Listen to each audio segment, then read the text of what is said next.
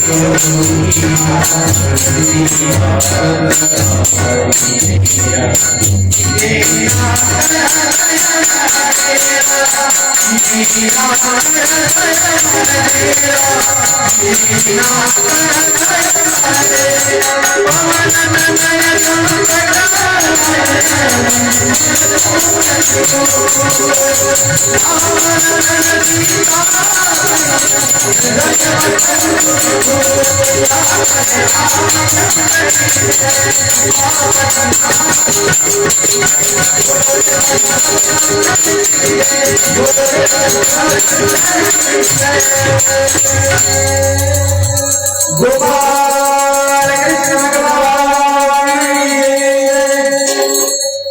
मंगलम भगवान विष्णु मंगलम गरुड़ध्वज मंगलम पुंडरीकाक्षो मंगलायतनो हरिः नारायण नमस्कृत्य नरं चैव नरोत्तमं देवीं सरस्वतीं व्यासं ततो जयमुदीरये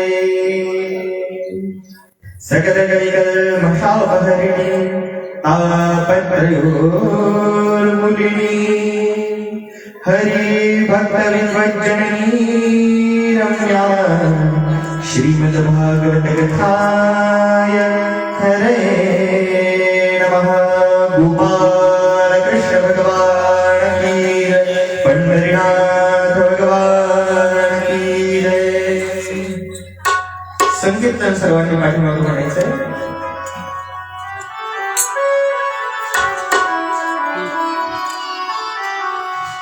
राधे राधे गोविंद गोविंद राधे राधे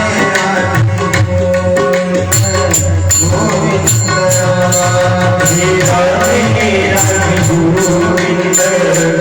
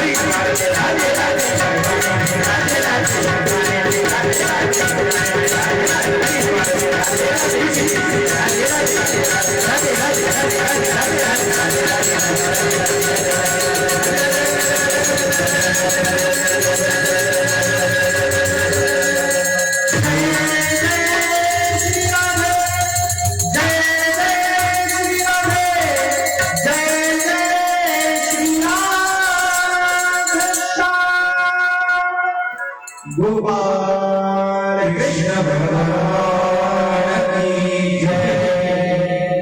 ओम नमो भगवते वासुदेवाय।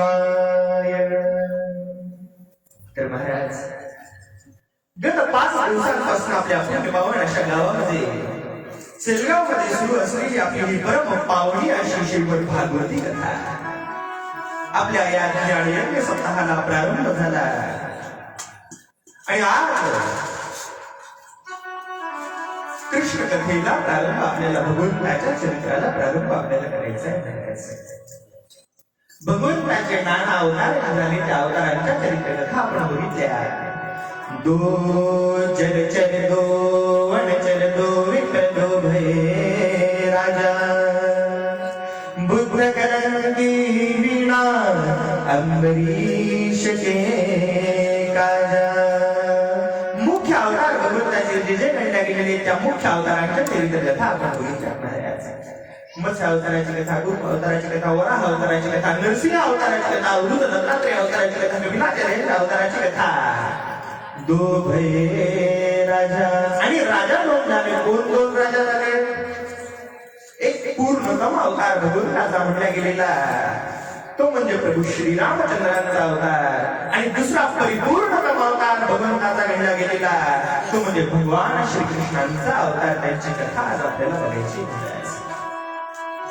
पण आज आपण सर्वजण जाणता वेळ आपल्याकडे कमी आहे म्हणून आपल्याला थोडीशी संक्षेपामध्ये ही कथा आपल्याला बघायची, थोडी धावत पळत कथा आपल्याला बघायची आहे आणि आपण बहुश्रुत श्रोतेवर आहोत। आपण आजपर्यंत अनेक कथा ऐकलेल्या आहेत त्यामुळे चरित्र आपल्याला माहिती आहे आणि म्हणून थोडस मी पळालो जरी आज तरी सुद्धा तुम्ही समजून मला घेता की आशा तुमच्याकडनं करतो, अपेक्षा तुमच्याकडनं करतो, कारण आपल्याला माहिती आहे गावामध्ये काल आपल्या एक घटना घडली आणि ज्यामुळं कालचा दिवस आपल्याला कथा कृष्णाची घेता आली म्हणून आजच्या दिवसामध्ये आपल्याला ती कथा पूर्ण करायची आहे। असं संक्षेपामध्ये कथा प्रतिपादित करेल पण कथेचा भगवंताच्या जन्माचा पुरेपूर आनंद देखील आपल्याला घ्यायचा आहे। तेवढ्या वेळेमध्ये संपूर्ण आनंद आपल्याला प्राप्त करून देण्याची जबाबदारी आमची महाराज। राम अवताराची चरित्र कथा आपल्याला बघायची आहे मात्र संक्षेपामध्ये। प्रभू श्री रामचंद्रांचा अवतार झाला। रामचरित्र विस्ताराने सांगता येत आणि रामचरित्र संक्षिप्त देखील सांगता येतात। विस्ताराने जर कधी रामचरित्र सांगायचं असेल ना महाराज तर विस्ताराने रामचरित्र ऋषी वाल्मिकींनी प्रतिपादित करवलं। वाल्मिकींनी जे रामायण लिहिलं ते रामायण 100 कोटी श्लोक संख्येचं होतं। रामायण शतकोटी अपारा 100 कोटी श्लोकांचं रामायण एवढं विस्ताराने सांगता येतं आणि एका श्लोकामध्ये सुद्धा रामायण सांगता येतं महाराज। आदौ राम तपोवनातिगमनं हत्वा मृगं काञ्चनं वैदेही हरणं जटायुमरणं सुग्रीव संभाषणं वाली निर्दलनं समुद्रतरणं लङ्कापुरी दाहनं पश्चाद् रावण कुम्भकर्णहननं एतद्विरामायणं प्रभु श्रीरामचंद्र भगवान की.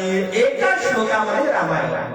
महाराज प्रभू रामचंद्र राजा दशरथाच्या घरी सूर्यवंशामध्ये अवतीर्ण झाले. राम लक्ष्मण भरत शत्रुघ्न चतुर्व्यूह रूपामध्ये भगवंताचा हा अवतार झालेला होता.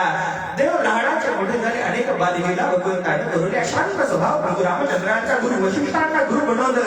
वेद विद्यांचा अध्ययन धनुर्विद्येचा अध्ययन शास्त्रांचं पुराणांचं अध्ययन गुरुंकडनं करून घेतलं.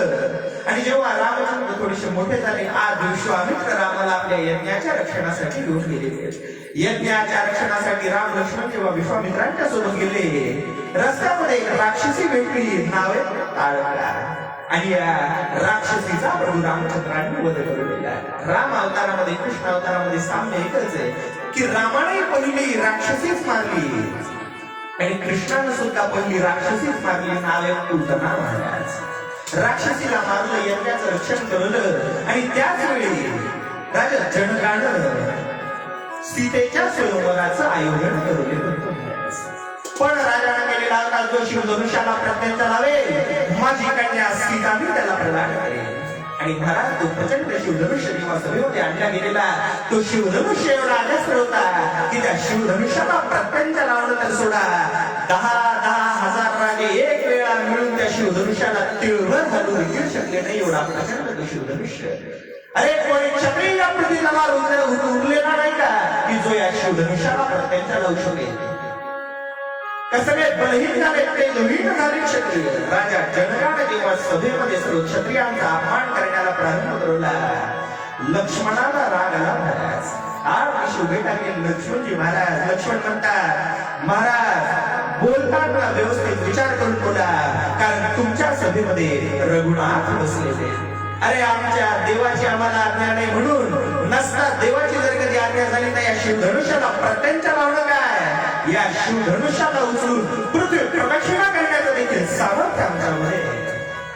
लक्ष्मण शेषाचा अवतार महाराज. पण भाग रामचंद्रांचा एवढा होता की रामानं नुसतं लक्ष्मणाकडे बघितलं. लक्ष्मण शांत झाले. लक्ष्मण खाली बसले महाराज. गुरु विश्वामित्रांनी आज्ञा दिली रामा जा धनुष्याला प्रत्यंत लाव. आणि रामचंद्र गुरुजींची आज्ञा प्राप्त करून घेऊन शिवधनुष्याच्या जवळ आले. तो प्रचंड शिवधनुष्य रामाने सहज लिहिला उचलला आणि प्रत्यंत लावण्यासाठी जसा तो शिवधनुष्य वाकवला कडकड कडकड आवाज झाला. धुंगला शिवधनुष्य मोडला शिवधनुष्य आणि स्वयंवर झाले सीतेचे. रामाचा सीतेचा विवाह त्या ठिकाणी संपन्न झाला. विवाह झाला. आनंद राजा दशरथाचा आहे. राम लक्ष्मण शत्रुघ्नांचा विवाह झाला. प्रभू रामचंद्र आपल्या अयोध्येमध्ये परत आलेले. सुखाचा संसार सुरू झाला. मात्र सुख देवाला दैवाला बघवत नाही महाराज. ज्या दिवशी रामाचा राज्याभिषेक होता त्याच दिवशी रामाला वनवासामध्ये जावं लागलं. करणी माता कैकेयीची महाराज. वनवासामध्ये प्रभू रामचंद्र आलेले लक्ष्मण सोबत सीता माता सोबत भगवंताच्या दंडकारण्यामध्ये म्हणत असताना अनेक असुरांचा प्रभूंनी वध केलेला. शूर्पणखेचा अपमान करून नाग लक्ष्मणाला छाटून टाकलेली अनेक ऋषीमुनींची भेट घेतली. मात्र रावणाला जेव्हा हे वृत्तांत कळालं संतप्त झालेल्या कशानं रावणानं छलकपट करवला आणि रावणानं सीतेचं हरण करून घेतलेलं. मोठं दुःख प्रभू रामचंद्रांना झालेलं. रामचंद्राची सीता शोधून प्रारंभ जेव्हा करूला रामचंद्रांच्या हनुमंतरायांची भेट झाली. वानरांचं सैन्य एकत्रित करून सीता शोध करूला. हनुमंतराय लंकेमध्ये आलेले लंका दहन करून सीतेचा शोध लावला. रामचंद्रांना सांगितलं आणि रामचंद्र आपली सर्व वानर सेना घेऊन आज लंकेच्या दिशेने पुढे करते झालेले. मात्र मध्ये होता प्रचंड अजस्त्र असा सागर समुद्र. समुद्रावर पूल बांधला.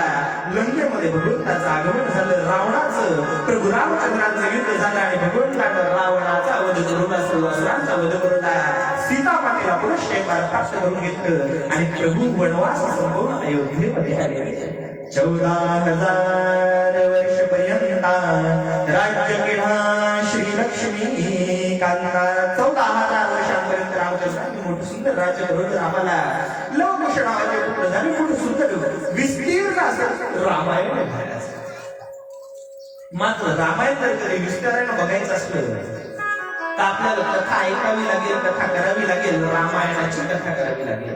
कारण रामचरित्र रामायणामध्ये विस्तारानं आलं, भागवतामध्ये नव्हे. भागवतामध्ये विस्तारानं आलं तर कृष्ण चरित्र विस्तारानं आलंय. म्हणून संक्षेपानं रामकथा या ठिकाणी प्रतिपादित करू. ज्याला जगावं कसं हे शिकायचं असेल ना, त्यानं रामचंद्रांच्या चरित्राचं अनुकरण करावं. राम जसे चालले, जसे वागले, जसे बोलले, जसं आचरण केलं, जशी मर्यादा रामचंद्रांनी पाळली ना, तद्वत मनुष्यानं आचरण करावं रामाच्या चरित्राचं. मात्र कृष्णाच्या चरित्राचं आचरण करण्याच्या भानगडीत शहाण्या माणसानं पडू नये महाराज. रामचरित्र आचरण करण्यासाठी आणि कृष्ण चरित्र उच्चारण करण्यासाठी नसतं. चरित्र ते उच्चारावे केले दे गुकुळी, ते नुसतं उच्चारण करावं. आचरण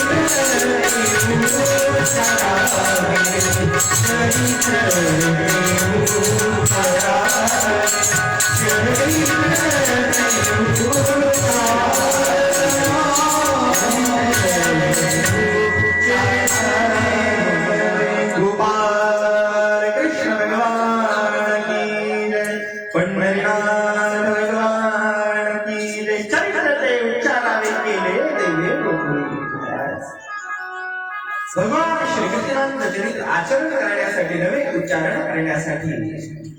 कृष्णाच्या चरित्राचं आचरण, त्याच्यासारखं आचरण भगवंतासारखं कोण करू शकतो महाराज?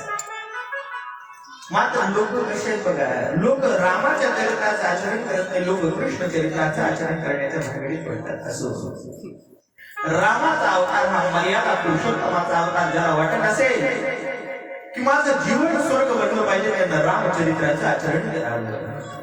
तो पूर्णतम अवतार भगवंताचा आणि कृष्ण अवतार परिपूर्णतम अवतार भगवंताचा. कृष्ण कथेला प्रारंभ या ठिकाणी शुभ दिवाळी केला. राजा परीक्षिती प्रश्न विचारतो, महाराज तुम्ही मला बाकीच्या अवतारांचे नारायणाचे चरित्र सांगितले, मात्र बाकीच्या अवतारांपेक्षा हा कृष्ण अवतार जो देवाचा आहे ना, तो आमच्या जवळचा आहे. कारण या भगवंतानं आमच्या बाप दादांच्या सोबत हा राहिलेला, बाप दादांच्या रथात सारथ्य याने गेलेलं तो मित्र होता, तो सखा होता आमच्या वाडवडिलांचा. मग महाराज तो देव आमच्या जवळच आहे ना, मग या कृष्णाचं चरित्र आम्हाला सांगा, संक्षिप्त नव्हे या देवाचं चरित्र आम्हाला सांगा, विस्तारानं चरित्र सांगा महाराज, विस्तारानं चरित्र सांगा. अवतीर्य यदुर्वंशे भगवान भूतभावनः कृतवान्यानि विश्वात्मा तानिनो वद विस्तरा. तानिनो वद विस्तरा, विस्तीर्ण कृष्ण चरित्र आम्हाला प्रतिपादित करा महाराज. आणि शुकदेवजी कथा सांगण्याला प्रारंभ करतात. राजा, अरे त्रेता युगामध्ये रामाचा अवतार झाला. रामचंद्राने अनेक दैत्यांचा संहार करूला, भूभार हरण करूला. रामचंद्रांचा अवतारकारी संपलं, प्रभू निधान गमन करते झाले. आणि जेव्हा रामानं अवतारकारी संपवलं तेव्हा त्रेतायुगही संपलं आणि द्वापार युगाला प्रारंभ झाला. या द्वापार युगामध्ये पूर्वीचे जे असुर प्रभूंनी मारलेले होते ते पुन्हा या भूतलावर मृत्यू लोकामध्ये जन्म घेते झाले. कुणी राजाच्या रूपामध्ये जन्माला आलं, कुणी राजपुत्राच्या रूपामध्ये जन्माला आलं, कुणी मंत्र्याच्या, कुणी महामंत्र्याच्या रूपामध्ये जन्माला आलं. हे राक्षस पृथ्वीवर पुन्हा जेव्हा जन्माला आले, या असुरांनी पृथ्वीवर पाप वाढवण्याला प्रारंभ करून हे पाप सहन होईना आता भूमातेला. आणि द्वापार युगामध्ये आज भूमाता ब्रह्मदेवांना शरण आहे. भूमीनं भूमातेचं रूप धारण केलं. ब्रह्मदेवांना आपली करून कहाणी सांगू लागली ती भूमाता. हे पितामह, अरे हे पापी उन्मत्त बनलेले, यांचं पाप मला सहन होत नाही. ब्रह्मदेव ब्रह्मदेव काहीतरी उपाय करा, भूभार हरण करा पितामह. पापी जे अभक्त दैत्य ते मातले, धरणीसी झाले ओझे त्यांचे. का देवीला, धरणीला, पृथ्वीला पापाचं ओझं सहन होत नाही महाराज. पृथ्वी तर क्षमाशील आहे महाराज, पृथ्वी आहे क्षमाशील, मात्र पापाचं ओझं पृथ्वीला सहन होत नाही, ती क्षमा करू शकत नाही. याला कारण असं आहे की पापाचं ओझं हे पृथ्वीच्या ओझ्यापेक्षाही जास्त असतं महाराज. जल से पतला कौन है, कौन भूमि से भारी, कौन गण से तेज है, कौन जल से काली. प्रश्न आहेत ना, या प्रश्नांचं उत्तर काय आहे? जल से पतला ज्ञान है, पाप भूमि से भारी, क्रोध गण से तेज है, कलंक जल से काली. बाकीच्या गोष्टींची आपल्याला देणं घेणं नाही, पण मुद्दा काय आहे? पाप भूमी से भारी. का पृथ्वीला पापाचं ओझं सहन होत नाही? कारण पापाचं ओझं हे पृथ्वीच्या पेक्षाही जास्त असतं. रडू लागली ती भूमाता ब्रह्मदेवांना जेव्हा शरण गेली, ब्रह्मानं सांत्वना दिली. भूमी, अगं अधर्माचं निर्धारण करणं, धर्माचं निर्धारण करणं, धर्माची स्थापन करणं हे कार्य माझं नव्हे, हे कार्य देवाधिदेव वैकुंठाधिपती नारायणाचं हे कार्य. चल चल भूमी, आपण सर्वजण नारायणांना तुझं दुःख सांगूया, भगवान तुझं दुःख दूर करतील. पृथ्वीला सोबत घेतलं, देवराज इंद्रादी देवांना सोबत घेतलं, ब्रह्मदेव निघाले. आणि ब्रह्मदेव आज वैकुंठाधिपती नारायणांना शरण आलेले. हरी शरणं, हरी शरणं, हरी शरणं, हरी शरणं, हरी शरणं, हरी शरणं, हरी शरणं, हरी शरणं, प्रभु शरणं, हरि शरणं, हरि शरणं, हरि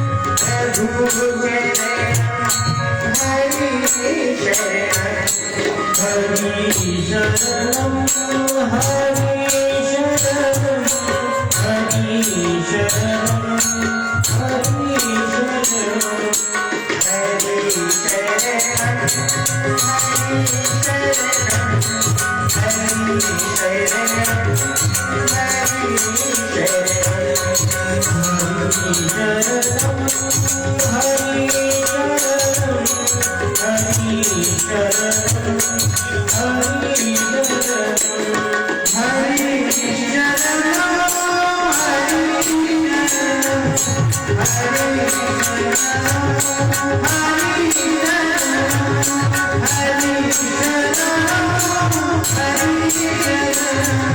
हरि हरि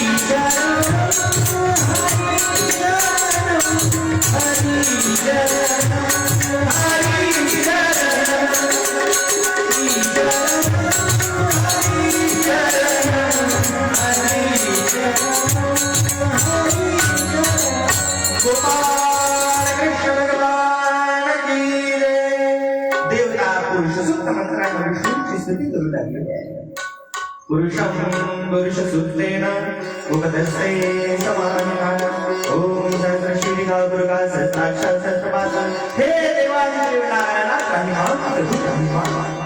देवा आम्ही तुझी स्तुती करू शकत आहोत आणि आम्ही भानगडीत तरी पडणार नाही प्रभू तुझी स्तुती करण्याच्या कारण तुझी स्तुती करण्याचा ज्या प्रयत्न केला त्याची काय अवस्था झाली आम्ही बघतो ना रे अरे वेदांत बोलता आपल्या ज्ञानाचा म्हणून वेद तुझी स्तुती करण्याच्या भानगडीत पडला पण वेदांना सुद्धा तुझा अंतपार कळालेला नाही अंतपार लागलेला नाही वेद नेती म्हणती गोविंद रे वेदांत नाही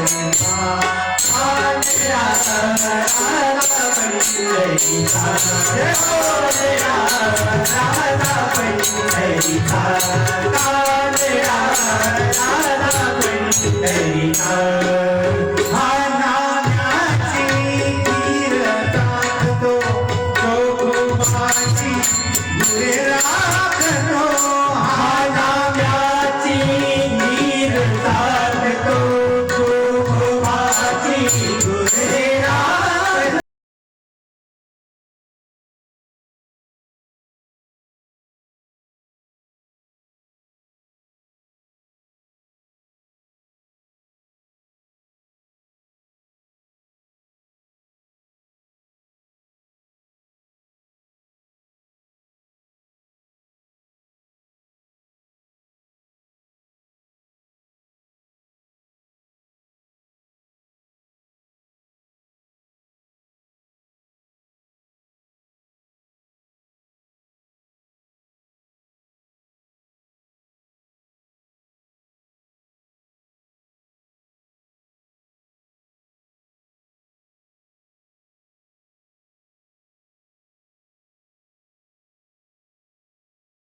पुंडलिका कालरा राजा पुंडलिका कालरा राजा पुंडलिका कृष्ण भगवान की जय पंढरीनाथ भगवान की जय.